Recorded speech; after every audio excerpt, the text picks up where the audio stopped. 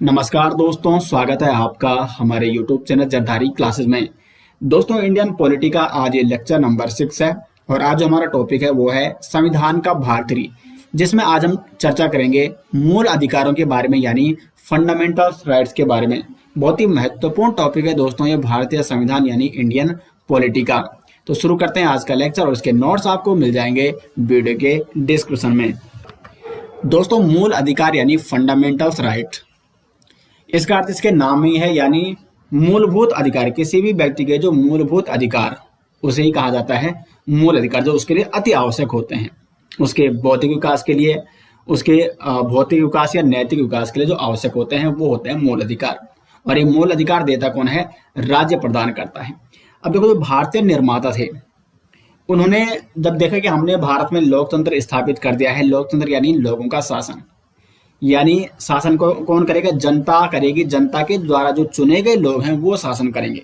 फिर उन्होंने सोचा कि हमने लोकतंत्र तो स्थापित कर दिया है, अब कहीं जो जनता के द्वारा चुने गए लोग हैं ये कहीं शासन के दौरान क्या ना करें, उसी जनता का शोषण न करें, उसी जनता को प्रताड़ित न करें जिस जनता ने इनको चुना है।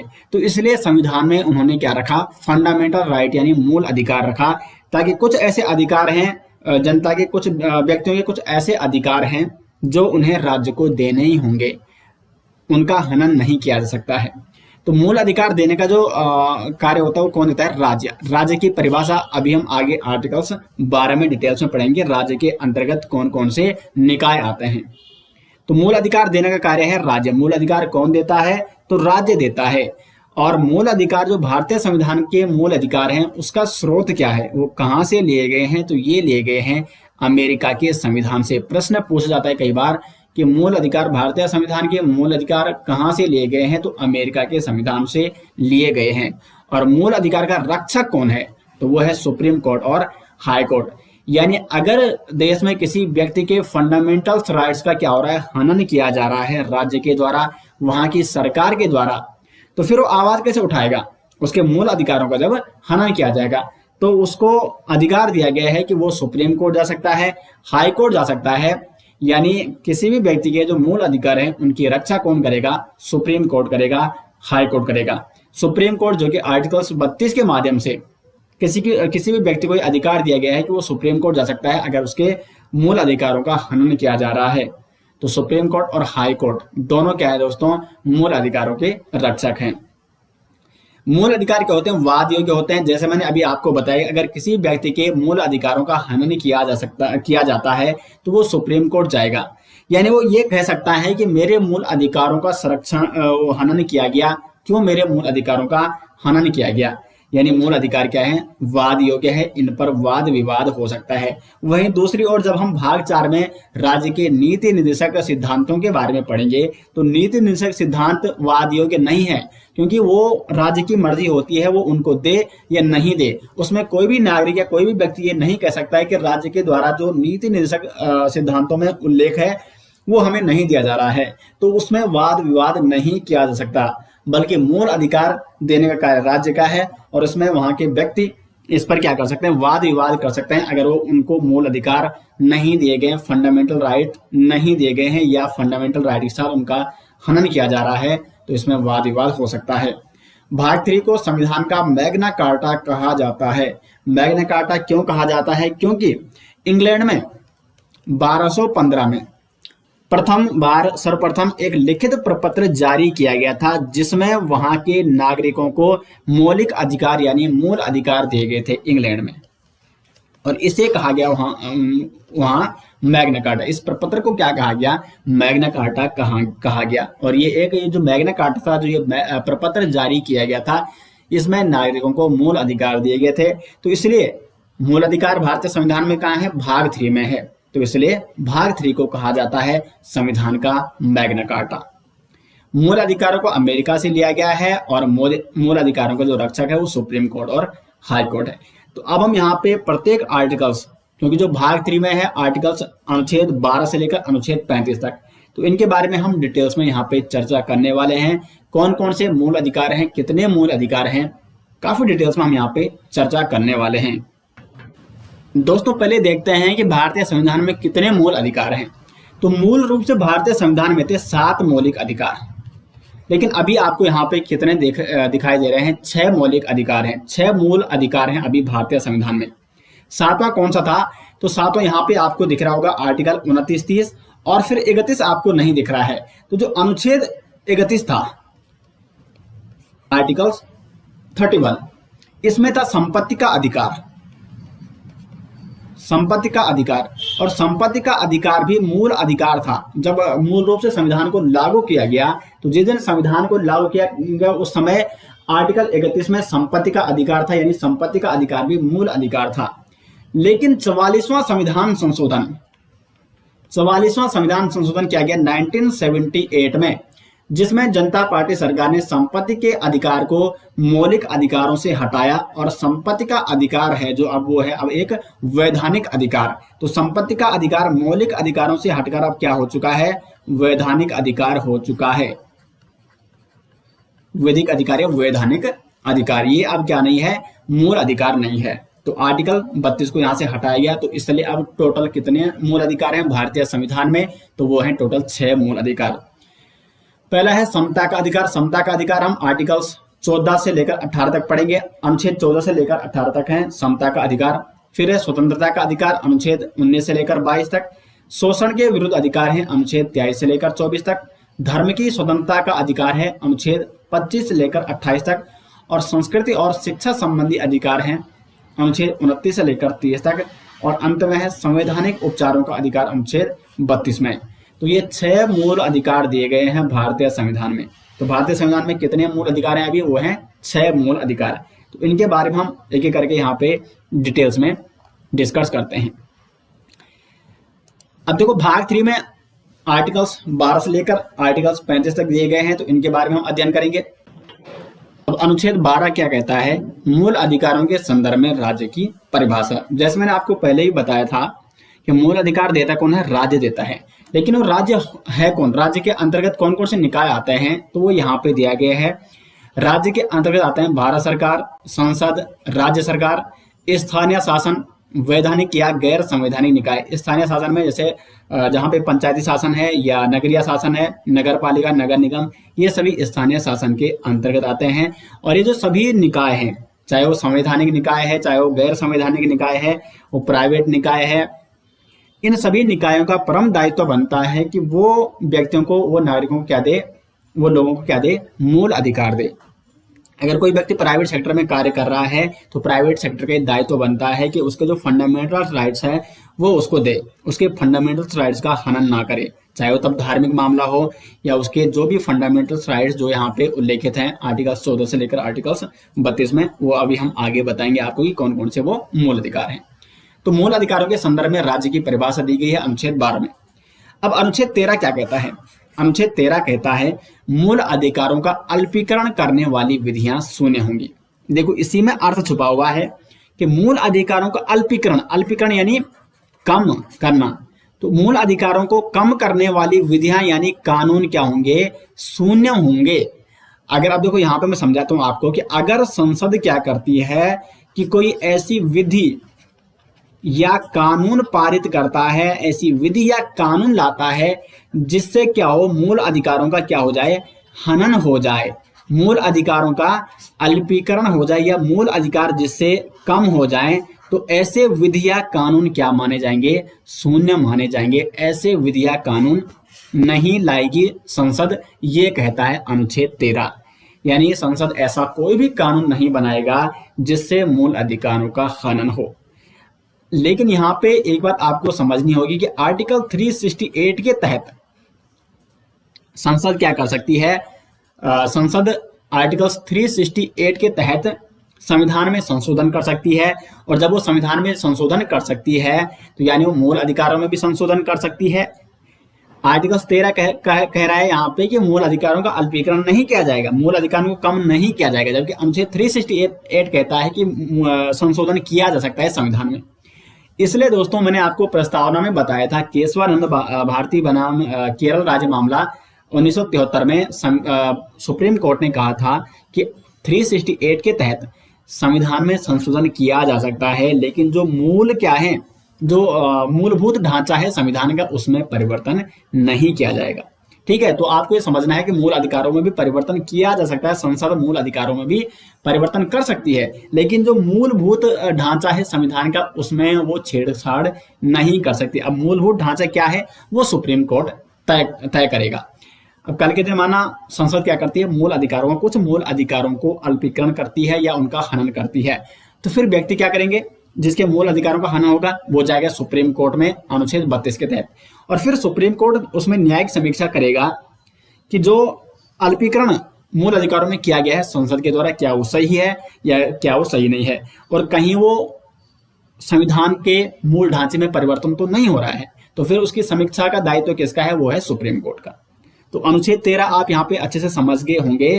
तो अनुच्छेद 13 और अनुच्छेद 368 कहीं ना कहीं एक दूसरे के क्या है, यहाँ पे विरोधी है और विपरीत है। यहाँ पे अनुच्छेद 13 जहाँ एक और कह रहा है कि मूल अधिकारों का अल्पीकरण नहीं किया जा सकता है, मूल अधिकारों को कम नहीं किया जा सकता है, वहीं 368 कहता है कि संविधान में संशोधन किया जा सकता है, और संविधान में किया जा सकता है यानी मूल अधिकार भी संविधान का हिस्सा है, तो मूल अधिकार में भी संशोधन किया जा सकता है। तो यहाँ पे आप समझ गए होंगे अनुच्छेद 13 और अनुच्छेद 368 को। अब आगे बढ़ते हैं और बात करते हैं कि कौन कौन से वो मूल अधिकार हैं जो कि संविधान ने हमें दिए हैं, वो कौन कौन से फंडामेंटल राइट हैं। तो सबसे पहले आता है समता का अधिकार, और समता के अधिकार में 5 प्रकार के समता के अधिकार दिए गए हैं। 5 अनुच्छेदों में इनका विवरण देखने को मिलता है। कौन कौन से वो अनुच्छेद हैं, अनुच्छेद 14, अनुच्छेद 15, 16, 17 और 18। तो एक एक करके हम इन अनुच्छेदों के बारे में डिटेल्स में यहाँ पे पढ़ेंगे। अनुच्छेद 14 कहता है विधि के समक्ष समता और विधि के समान संरक्षण। तो पहले अनुच्छेद 14 को यहाँ पे समझते हैं। अनुच्छेद 14 देखो, विधि के समक्ष समता, ये है विधि की मूर्ति यानी कानून मूर्ति। इसको मैं जूम करके आपको बता देता हूं। तो ये है यहाँ पे कानून की देवी।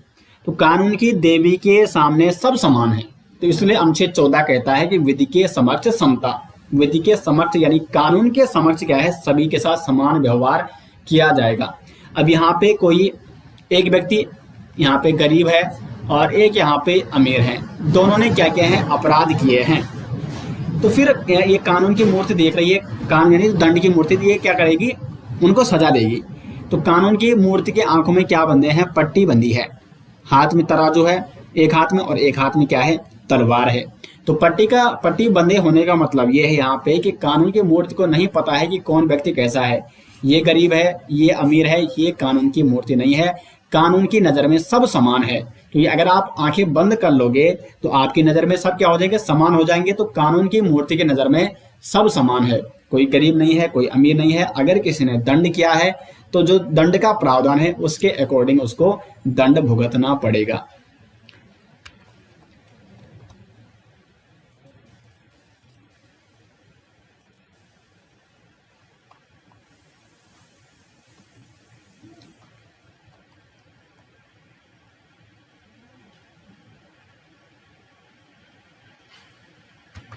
तो ये आप समझ गए होंगे कि विधि के समक्ष समता। तो आर्टिकल 14 को यहाँ पे समझते हैं अभी डिटेल्स में, क्योंकि आर्टिकल 14 में 2 चीजें दी गई है, विधि के समक्ष समता और विधि के समान संरक्षण। तो विधि के समक्ष समता का मतलब ये है कि कानून के सामने सभी क्या है, समान है।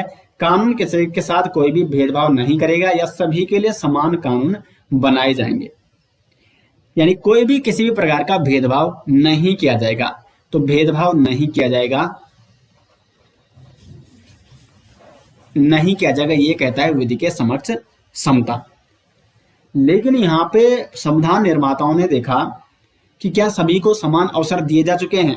यानी देखो यहाँ पे हम रखते हैं यहाँ पे महिला और यहाँ पे रखते हैं पुरुष, या एक और हम रखते हैं जो जनजातीय समुदाय के लोग हैं, और एक और हम रखते हैं जो शहरी क्षेत्रों में जो लोग निवास कर रहे हैं।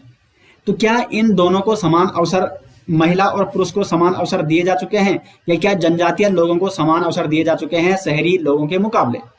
तो इसलिए फिर संविधान निर्माताओं ने देखा कि कहीं ना कहीं अभी हमें क्या करना पड़ेगा, अगर हमें महिलाओं का उत्थान करना है या इन जनजातीय लोगों का उत्थान करना है और इनको भी बराबरी पर लाना है, महिलाओं को पुरुषों की बराबरी पर लाना है, इन जनजातीय लोगों को जो शहर के सभ्य लोग हैं उनके बराबरी पर लाना है, तो इनको कुछ विशेष अधिकार देने होंगे, इनके लिए कुछ विशेष कानून बनाने होंगे। तो इसलिए अगर हम विधि के समक्ष समता के अकॉर्डिंग चलते, इसके अनुसार हम संपूर्ण रूप से चलते, तो फिर महिला के लिए भी समान कानून, पुरुष के लिए भी समान कानून होने थे, जनजातीय लोगों के लिए भी समान कानून होने चाहिए थे, शहरी लोगों के लिए भी समान कानून होने चाहिए थे, पिछड़े लोगों के लिए भी समान कानून होने चाहिए थे। तो फिर जो दबे कुचले लोग हैं, जैसे महिलाओं के साथ शोषण किया गया था, अभी तक जो पिछड़े लोग हैं उनका शोषण किया गया था, तो सभी के लिए अगर हम समान कानून बनाएंगे तो फिर वो तो वैसे के वैसे रहेंगे, वो आगे कैसे बढ़ पाएंगे, क्योंकि ये तो लोग बहुत आगे बढ़ चुके हैं। तो इसलिए इन लोगों को, दबे कुचले लोगों को आगे बढ़ाने के लिए कुछ इनके लिए विशेष प्रावधान भी आवश्यक है। तो इसलिए विधि के समान इनको संरक्षण, इनको बराबरी का हक देने के लिए इनको संविधान में कुछ संरक्षण दिया जाना जरूरी है, विधि के समान इनको संरक्षण कुछ दिया जाना जरूरी है। तो ये कहता है कि जो भेदभाव है वो किया जाना चाहिए। क्यों किया जाना चाहिए उसका भी एक कारण देता है, क्योंकि जब तक सभी समान परिस्थिति में न आए, सभी को समान रूप से अपॉर्चुनिटी नहीं दी गई है, तो तब तक, क्योंकि ये तो दबे कुचले हैं, तो इनको भी बराबर स्थिति पर लाने के लिए कहीं ना कहीं इनके लिए विशेष प्रावधान किया जाना चाहिए। यानी ये विशेष प्रावधान किए जाने के लिए अगर भेदभाव हो रहा है तो ये किया जाना चाहिए। तो भेदभाव किया जाना चाहिए, ये कहता है विधि के समान संरक्षण। तो इसलिए इसको कहते हैं सकारात्मक भेदभाव का विचार, यानी ये भेदभाव के लिए सकारात्मक है, भेदभाव के लिए ये हाँ कर रहा है, लेकिन ये भेदभाव के लिए मना ही करता है। यानी विधि के समक्ष सब समान है, किसी के साथ कोई भी भेदभाव नहीं किया जाएगा। तो विधि के समक्ष समता को कहा जाता है नकारात्मक का विचार।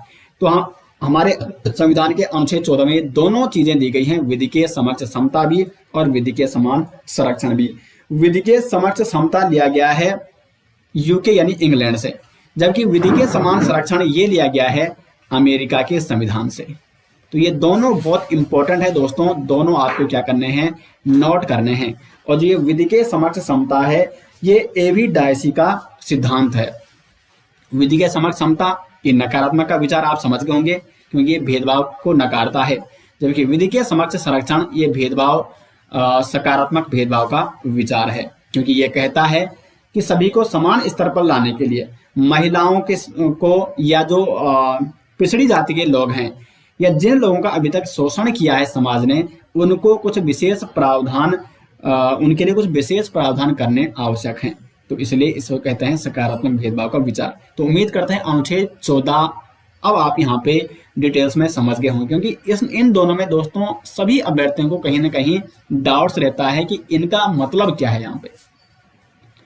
फिर अनुच्छेद 15 कहता है धर्म, मूल, वंश, जाति, लिंग या जन्म स्थान के आधार पर भेदभाव नहीं। देखो, अगर हमारे संविधान में अनुच्छेद केवल 14 होता तो फिर अनुच्छेद 15 उसका उल्लंघन कर रहा होता, क्योंकि अनुच्छेद 15 कहता है कि धर्म के आधार पर, मूल के आधार पर, वंश, जाति या लिंग या जन्म के आधार पर भेदभाव नहीं किया जाएगा। लेकिन 15 में ये वाला नहीं कर रहा उसका विरोध। 15 में अभी कुछ ऐसे क्लोज दिए गए हैं, जैसे 15(3) कहता है कि महिलाओं को अगर हम विशेष प्रावधान के लिए क्या कर रहे हैं, उनको आरक्षण दे रहे हैं या कुछ अलग सुविधाएं उनको दे रहे हैं, तो वो भेदभाव नहीं माना जाएगा। ठीक है, वो उनके विशेष प्रावधान इसलिए दिया जा रहा है कि उनको अभी तक उनको शोषित किया गया है और उनको पुरुषों की बराबरी के लिए या समाज में बराबरी की हिस्सेदारी के लिए उनके लिए कुछ विशेष प्रावधान आवश्यक है। तो अनुच्छेद 15 है धर्म, मूल, वंश, जाति, लिंग या जन्म स्थान के आधार पर भेदभाव नहीं किया जाएगा। लेकिन 15(3) ये क्या कहता है, ये कहता है कि राज्य के द्वारा महिलाओं और बच्चों के उत्थान के लिए विशेष प्रावधान समानता के अधिकार का उल्लंघन नहीं है। क्योंकि अनुच्छेद 15 में जैसे ये कहा गया कि धर्म, मूल, वंश, जाति, लिंग या जन्म स्थान के आधार पर भेदभाव नहीं किया जाएगा, तो फिर आपके दिमाग में आ रहा होगा कि जब अनुच्छेद 15 ये कह रहा है तो फिर लिंग के आधार पर भेदभाव क्यों? क्योंकि महिलाओं को कुछ विशेष प्रावधान दिए जाते हैं, पुरुषों को विशेष प्रावधान नहीं दिए जाते हैं। तो ये तो सीधा सीधा अनुच्छेद 15 का उल्लंघन हो रहा है, जबकि अनुच्छेद 15 कहता है कि लिंग के आधार पर भेदभाव नहीं किया जाएगा। तो इसलिए 15(3) में ये कहा गया है कि अगर राज्य महिलाओं और बच्चों के उत्थान के लिए विशेष प्रावधान करती है तो वो समानता के अधिकार का उल्लंघन नहीं है, क्योंकि वो इसलिए किया जा रहा है कि उनका शोषण किया जा रहा था अभी तक, और उनको बराबरी की हिस्सेदारी लाने के लिए, समाज में बराबरी का दर्जा देने के लिए वो विशेष प्रावधान उनके लिए अति आवश्यक है आगे बढ़ने के लिए। तो 15(3) कहता है महिलाओं और बच्चों के लिए जो प्रावधान किए जा रहे हैं या इनको आरक्षण दिया जा रहा है वो क्या है, समानता का विरोध नहीं है, समता का उल्लंघन नहीं। अब फिर आपके दिमाग में आएगा कि जो पिछड़ी जातियां हैं उनको आरक्षण दिया जाता है तो ये तो हमारे साथ भेदभाव किया जा रहा है, यानी जाति के आधार पर आप क्या कर रहे हैं, भेदभाव कर रहे हैं, किसी को आरक्षण दे रहे हैं, किसी को नहीं दे रहे हैं। तो फिर इसका उल्लेख मिलता है 15(4) में। यह कहता है कि राज्य के द्वारा सामाजिक और शैक्षिक रूप से पिछड़े वर्ग के लोग जो सामाजिक रूप से पिछड़ चुके हैं, शैक्षिक रूप से पिछड़ चुके हैं, तो अगर इनके उत्थान के लिए किए गए जो उपाय हैं वो समानता के अधिकारों का उल्लंघन नहीं माना जाएगा। तो ये आप दोस्तों यहाँ पे उम्मीद करते हैं कि यहाँ पे आप अच्छे से समझ गए होंगे अनुच्छेद 15 क्या कहता है और 15(3) और 15(4) फिर क्या कहता है। धर्म, मूल, वंश, जाति, लिंग या जन्म स्थान के आधार पर भेदभाव नहीं किया जाएगा, लेकिन वहीं महिलाओं को अगर विशेष प्रावधान दिए जा रहे हैं, उनको कुछ परिस्थितियों में आरक्षण दिया जा रहा है, या जो पिछड़ी जातियां हैं उनके लिए विशेष प्रावधान किए जा रहे हैं, उनको आरक्षण दिया जा रहा है, तो वो भेदभाव नहीं माना जाएगा, क्योंकि उनको विशेष प्रावधान इसलिए दिए जा रहे हैं कि ताकि वो समाज में वो भी आगे बढ़ सके। फिर आता है अनुच्छेद 16। अनुच्छेद 16 कहता है लोक नियोजन के विषय में अवसर की समानता, यानी लोक नियोजन, इक्वलिटी ऑफ अपॉर्चुनिटी, लोक नियोजन के विषय में अवसर की समानता दी जाएगी। अब जैसे आपने देखो कोई जॉब आती है, तो जॉब में ऐसा तो होता नहीं है, कोई गवर्नमेंट जॉब, अगर गवर्नमेंट नियोजन, गवर्नमेंट नियुक्ति अगर होनी है किसी जॉब में, तो उसमें ऐसा तो होता नहीं है कि केवल जैसे कि कोई अमीर लोग हैं उन्हीं के लिए वो आती है, या कोई विशेष समुदाय के लोग हैं उन्हीं के लिए वो आती है, ऐसा नहीं होता है, क्योंकि अनुच्छेद 16 में कहा गया है कि लोक नियोजन के विषय में अवसर की समानता देगा राज्य। तो जब भी कोई विज्ञापन आता है तो वो सार्वजनिक रूप से आता है, सबके लिए आता है, लेकिन फिर आप सोच रहे हो कि उसमें भी तो आरक्षण होता है, किसी के लिए उसमें सीटों को बांटा जाता है आरक्षण के अनुसार, तो वो भी वही है जैसे अनुच्छेद 15 में है, सेम वही बात अनुच्छेद 16 में है। अनुच्छेद 16 का क्लोज 1 कहता है कि नियुक्ति व रोजगार में अवसर की समानता दी जाएगी। 16(2) में प्रावधान है कि जाति, धर्म, वंश या लिंग या जन्म स्थान पर रोजगार में भेदभाव नहीं किया जाएगा। रोजगार देने में जाति, धर्म, वंश, लिंग और जन्म स्थान यानी 5 आधारों पर भेदभाव नहीं किया जाएगा। तो फिर आरक्षण कैसे दिया जाता है, तो इसका फिर उत्तर मिलता है 16(3) में। संविधान में हर चीज दोस्तों यहाँ पे स्टेप बाय स्टेप लिखी गई है, निर्माताओं ने संविधान को इस प्रकार से बनाया है।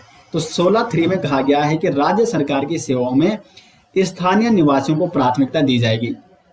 आपने देखा कई राज्यों में विज्ञापन आता है तो वो स्थानीय वहां पे जो क्या होते हैं, निवासी होते हैं, उनको प्राथमिकता दी जाती है, तो वो किसी भी प्रकार के समानता का उल्लंघन नहीं है, वो भेदभाव नहीं माना जाएगा। और 16(4) कहता है कि राज्य पिछड़े वर्गों को राज्य के अंतर्गत नियुक्ति और रोजगार में आरक्षण प्राप्त है। तो ये पिछड़े वर्गों को आरक्षण की बात करता है कि अगर इनको आरक्षण दिया जाता है तो वो अवसर की समानता का उल्लंघन नहीं होगा। उम्मीद करते हैं कि अनुच्छेद 16 भी यहाँ पे आप अच्छे से समझ गए होंगे। तो अनुच्छेद 15 और अनुच्छेद 16। अनुच्छेद 15 कहता है कि भेदभाव नहीं किया जाएगा धर्म, मूल, वंश, जाति, लिंग या जन्म के आधार पर, जबकि अनुच्छेद 16 कहता है कि विषय में लोक नियोजन के विषय में अवसर की समानता दी जाएगी। और ये जो दोनों अनुच्छेद है, अनुच्छेद 15 और 16, ये केवल किन के लिए हैं, भारतीय नागरिकों के लिए, ये विदेशी नागरिकों के लिए नहीं है। अब आगे बढ़ते हैं और बात करते हैं अनुच्छेद 17 में क्या है। अनुच्छेद 17 में है अस्पृश्यता का अंत, यानी छुआछूत का अंत। छुआछूत के अंत की बात करता है अनुच्छेद 17। आपने देखा समाज में पहले जो पिछड़ी जातियां थी उनको छूने की मनाही थी, तो इसलिए इस छुआछूत का अंत किया गया अनुच्छेद 17 में। अस्पृश्यता का अंत, ये क्या है, मूल अधिकार है। फिर आता है अनुच्छेद 18। अनुच्छेद 17 में इतना ही है, ठीक है। और बहुत महत्वपूर्ण अनुच्छेद है, कई बार ये डायरेक्ट एग्जाम में पूछा जाता है कि अस्पृश्यता का अंत कौन सी अनुच्छेद में है, तो वो है अनुच्छेद 17। फिर अनुच्छेद 18 उपाधियों का अंत, यानी राज्य, सेना या शैक्षणिक संबंधी उपाधि के सिवाय कोई उपाधि प्रदान नहीं करेगा राज्य। शैक्षणिक संबंधी, जैसे किसी ने पीएचडी कर दी है तो उसको डॉक्टरी की उपाधि दी जाती है, या कोई सेना में है, कोई मेजर जनरल है, कोई ब्रिगेडियर है, तो इस प्रकार की सेना संबंधी और शैक्षणिक संबंधी उपाधि तो राज्य क्या करेगा, प्रदान करेगा। लेकिन इसके अलावा और कोई भी उपाधि राज्य के द्वारा प्रदान नहीं की जाएगी। लेकिन फिर एक बालाजी राघवन विवाद हुआ दोस्तों इस संबंध में। बालाजी राघवन विवाद 1954 में ये हुआ था, और ये जो संबंध था ये था पुरस्कारों के संबंध में, यानी कि जैसे भारत रत्न, पद्मश्री या जो पद्म भूषण है, ये उपाधि है या पुरस्कार हैं। तो फिर सुप्रीम कोर्ट ने कहा इस पे कि जो भारत रत्न है, जो पद्मश्री है, जो भूषण है, ये क्या है, ये उपाधि नहीं बल्कि ये पुरस्कार हैं। और साथ साथ अगर किसी व्यक्ति को विदेश से कोई या कोई दूसरा देश किसी व्यक्ति को उपाधि देता है, तो वो व्यक्ति विदेश से कोई उपाधि या उपहार राष्ट्रपति की अनुमति के बिना ग्रहण नहीं करेगा, यानी उसके लिए राष्ट्रपति की अनुमति जरूरी है। तो अनुच्छेद 18 में क्या है, उपाधियों का अंत है। दोस्तों आज हमने अनुच्छेद 12 से लेकर अनुच्छेद 18 तक ये अनुच्छेद हमने आज डिस्कस किया, और काफी डिटेल्स मैंने आपको समझाने का प्रयास किया है। अनुच्छेद 14 में विशेष तौर पर मैंने आपको बताया कि अनुच्छेद 14 है क्या, क्योंकि वहां पर बहुत सारे अभ्यर्थी उसमें उनको डाउट्स रहता है, ठीक है। तो अनुच्छेद 14 को आप विशेष रूप से आपको समझाए यहाँ पर, उम्मीद करते हैं कि आर्टिकल 14 आप समझ गए होंगे अच्छे से। बाकी जितने भी अनुच्छेद थे इसमें वो मैंने आपको डिटेल्स में यहाँ पे समझा दिए हैं। बाकी जो नेक्स्ट बचे हुए हैं आर्टिकल्स हैं, जो मूल अधिकार हैं, उनको हम नेक्स्ट लेक्चर में डिस्कस करेंगे। तो उम्मीद करते हैं आपको वीडियो पसंद आई, और वीडियो पसंद वीडियो को लाइक और शेयर जरूर करें। मिलते हैं नेक्स्ट वीडियो के साथ, तब तक के लिए धन्यवाद।